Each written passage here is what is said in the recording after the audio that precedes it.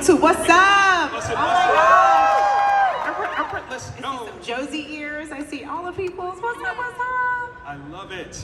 Okay, so in a way, this is kind of a homecoming, yes? Like you lived out this way for a little while back in the day. I did. I went to Garland High School. Say word. We got some Right Garland in the here. building. I still got family in like the Plano, Robertsons, whatever areas. I love it. I love it. Yes, I just actually met, there was a young woman I went to class with named Melissa, and her daughter just came to say hello to me. Melissa, are you in the room? And then showed me a picture of, in the like yearbook that we had. I have one photo in the entire yearbook, and I'm awesome. in the way back of this photo in a limo. And I had just finished telling the story of that. So every time I come to Dallas, I think about the first time I ever came to Dallas, which was right after Winter Ball. Right. There's a thing here. I have my glamour shot. I have to find that at some point and post it. Yes, please. With my eyebrows like this.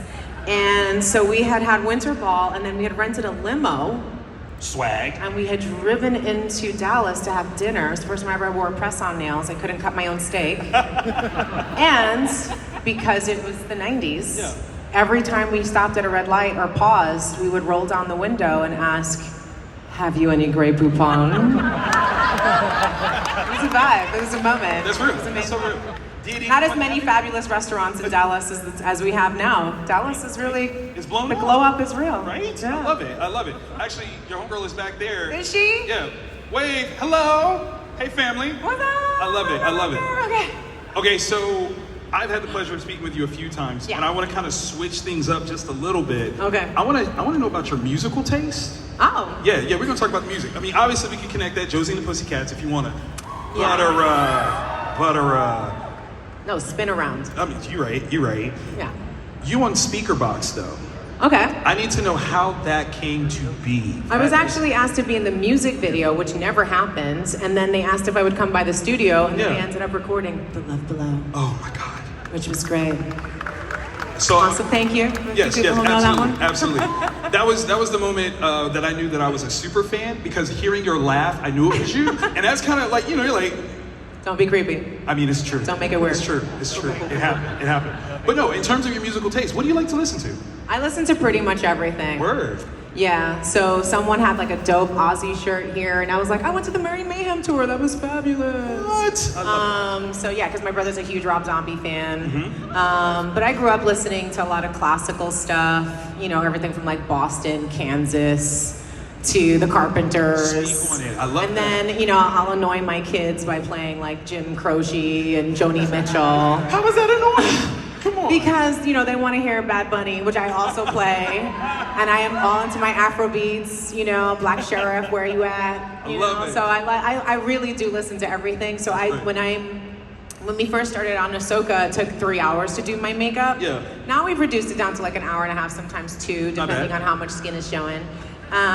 But I'm always doing the playlist. So it could be in Spanish, it could be samba, it could be Nusrat Fateh Ali Khan and having some like, you know, I play pretty much everything. I love so it. you might be hearing Arabic, you might be hearing French, you might be hearing English, it could be any era. We gonna vibe. That's what it is. You know, I straddle the centuries, so I I'm really mean- big. I'll throw on some Edith Piaf as much as I'll throw on Rosalia, you know what I'm Okay, saying? Like okay. it's really all the things. Y'all are I literally really getting do. cultured right now. Like this is magic. So I've been like friends with like super dope DJs, Yes. like Questlove from The Roots, Come who's on. the drummer, who's Big shout out. amazing. Yes, yes. Babito, who I grew up, used to do a really great night with called APT in the city. Whenever I was in New York, I would go to. And before Shazam existed, Yeah. I would be somewhere in the world traveling, and I'd be like, "What's the song? What's the song?" And I'd put my phone next to the speaker.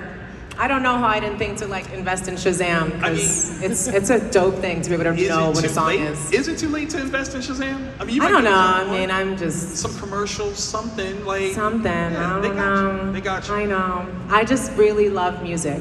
Music is really great, and I'm love so grateful for all the musical theater fans out there. Absolutely, I was gonna say it has been such a When part of it's your time career. to just carry a tune, we just do. I love that. Did you hear that? Look, Oh, what was it? they're talking 25,000. It's a whole thing. Are we doing the whole rent? Is that what we're doing? Only us. Yes. Yes. Yes. So can I just also give a shout out? So I just heard 3 songs from the new musical. V, formerly Eve Ensler, who wrote the Vagina Monologues, just wrote a musical. Yes. They're gonna have the album released later this year. She collaborated with this woman you might have heard of, Idina Menzel. Woo! And it's a musical called Wild.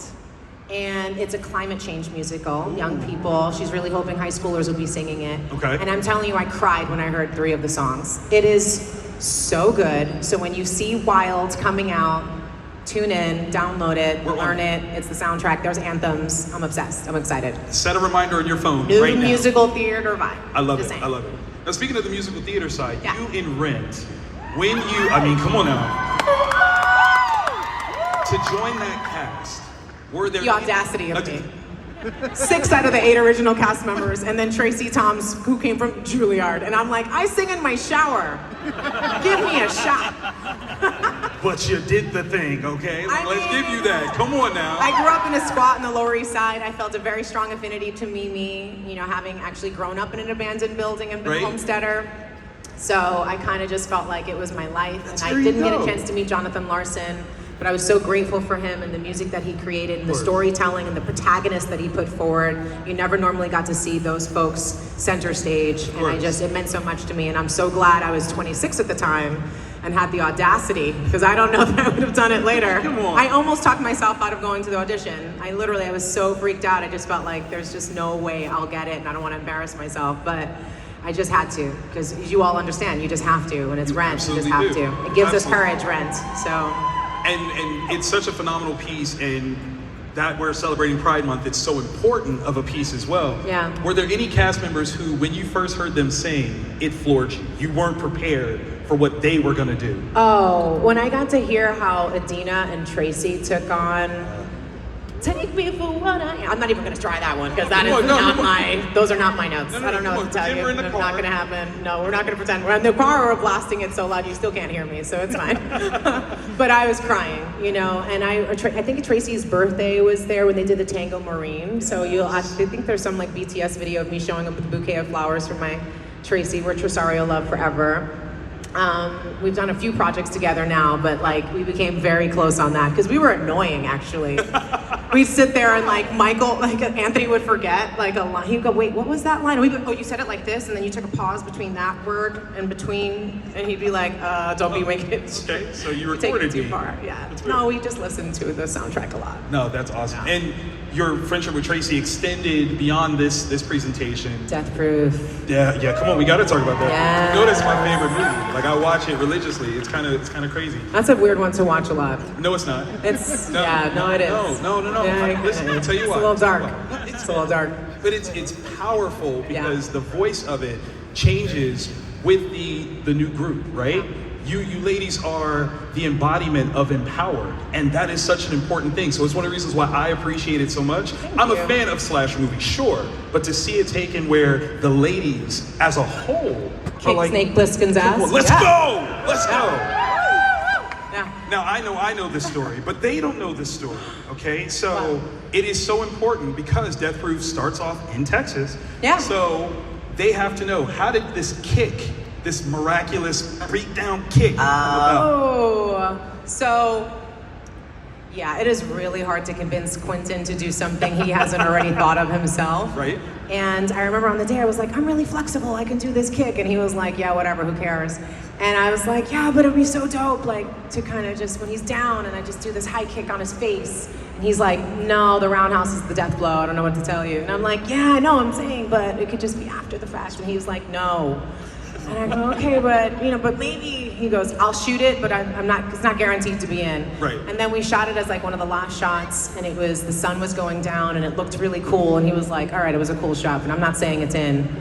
And then I remember I'm at the premiere, and after the death blow, the roundhouse that Zoe does, it freeze frames, and I was like, didn't make the cut, it's all right.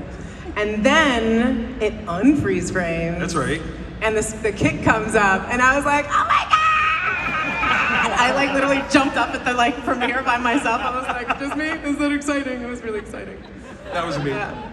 Now, to work with such an amazing cast, with Zoe Bell and Tracy and everybody, what was that like? How did y'all vibe when y'all first met? Actually, really amazingly, we spent a lot of time in Venice. I was Nice. living there at the time, and they would all come over and we would rehearse our scenes, the scene that we had together talking. And Zoe had never acted before, Right. so she was kind of anxious.